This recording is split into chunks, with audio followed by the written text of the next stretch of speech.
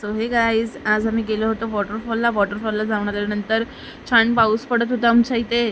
तर म्हटलं बटाट्याच्या भाज्या बनवून घ्याव्यात. त्यासाठी साहित्य लागणारे बटाटे सगळ्यात पहिले चिरून घ्यायचे, छान त्याचे स्लाइड्स करून घ्यायचेत. स्लाइड्स करून झाल्यावर धुवून घ्यायचेत. ते धुवून झाल्यानंतर बेसन, हळद, मीठ चवीनुसार, गरम मसाला, लाल तिखट आणि थोडी हिंगाची पावडर टाकायची आपल्याला, कारण टेस्ट छान येण्यासाठी.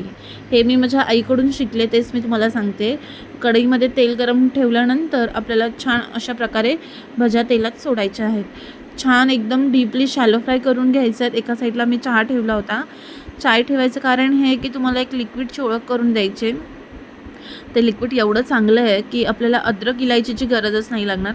पण काय झालं माहिती आहे का, 2-3 दिवस झालं मी पावसात भिजते, सो त्याच्यामुळे मी अद्रक टाकलं होतं. माझा आवाज बघू शकता तुम्ही बसलाय. पण हे सर्व झाल्यानंतर मी छान सर्व केलं.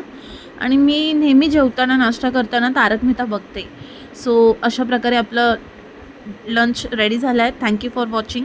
सपोर्ट करा आणि सुखात राहा.